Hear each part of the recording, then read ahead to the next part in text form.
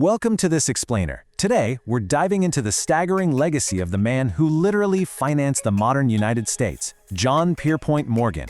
We're going to look at how one individual managed to hold an entire nation's economy right in the palm of his hand. And trust me, the methods he used to get there are absolutely fascinating. So, could one man actually own a country? Well, at the peak of the Gilded Age, the sheer scale of Morgan's influence had a lot of people asking exactly that. Remember, we're talking about a rapidly expanding era long before the Federal Reserve even existed. It was a time of almost totally unchecked capitalism. The line between private wealth and national infrastructure was practically non-existent, and one banker was sitting right at the absolute center of the whole shebang. To really put that kind of power into perspective, let's look at a number: $22 billion. That sum equated to over 2/3 of America's entire gross domestic product at the time, and it was controlled entirely by Morgan's vast network of corporations, trusts, and directorships. It's a level of concentrated financial power that's honestly almost impossible for us to comprehend today. Section 1. The Making of a Titan. Let's dig into how a remarkably fragile youth transformed into a completely unyielding financial powerhouse. You know, there's this incredibly dramatic contrast in Morgan's life. He was raised under the strict, tough love of his banker father, Junius. And he actually grew from this sickly, isolated kid who spent his days playing solitaire and suffering from severe rosacea into an incredibly dominating figure. As an adult, he towered over most men at 6'2". He used his physical presence, complete with this intense, fierce gaze that people actually likened to the headlights of an oncoming train, to quite literally bend opponents to his will. And he showed that ruthless, opportunistic streak early on. During the Civil War, after paying $300 for a substitute so he could avoid the draft himself, he got involved in what became known as the Hall Carbine Affair. He basically financed a deal to buy obsolete rifles from the US government for just $3.50 each. Then, after paying for some minor modifications, he turned right around and flipped those exact same guns back to a desperate Union army for a massive markup of $22 apiece. It was incredibly lucrative, even though a congressional committee later said those involved were, quote, worse than a traitor. Section 2. The Art of Morganization. Because honestly, war profiteering was just small change compared to his primary weapon for dominating American industry. Morgan's core business philosophy revolved around a practice people actually called Morganization. This was the strategy of buying up underfinanced competing companies, ruthlessly streamlining their management, and then merging them into a single dominant monopoly.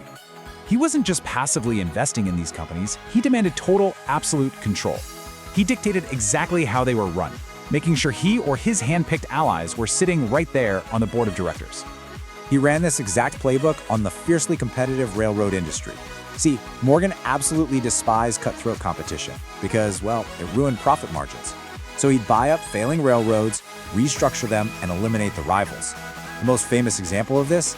To end a bitter territorial dispute, he invited rival railroad presidents onto his luxurious 185-foot yacht, the Corsair.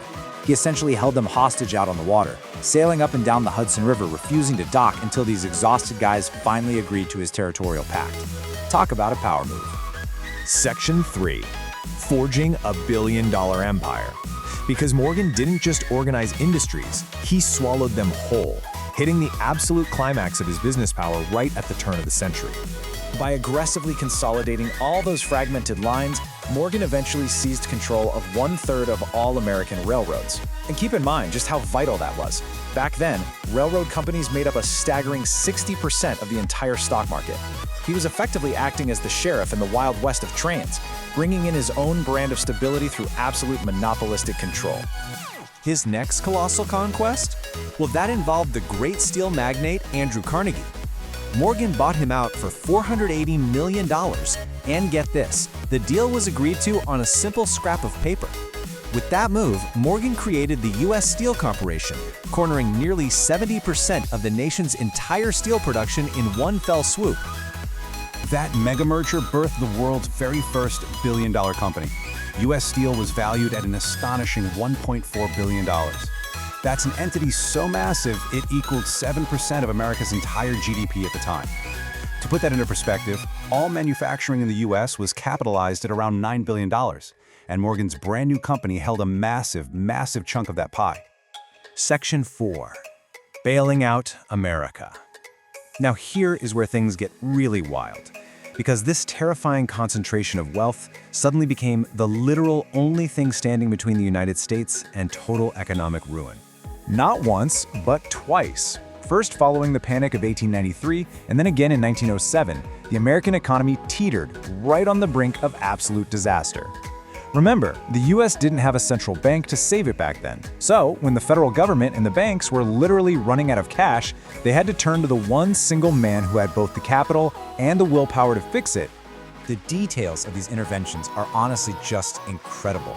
In 1895, the U.S. Treasury's gold reserves plummeted to a perilous $9 million. The country was days away from default. So Morgan travels down to Washington, forces a meeting with President Grover Cleveland, and uses this obscure Civil War-era loophole to bypass Congress entirely. He organizes a private syndicate and sells $65 million in gold bonds in just 22 minutes.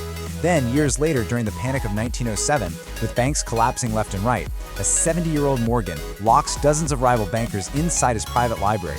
He literally pocketed the key, went into the next room to play solitaire, and refused to let anyone leave until they agreed to pledge their own funds for a massive bailout. He single-handedly engineered the rescue of the American economy. Section 5. The government strikes back.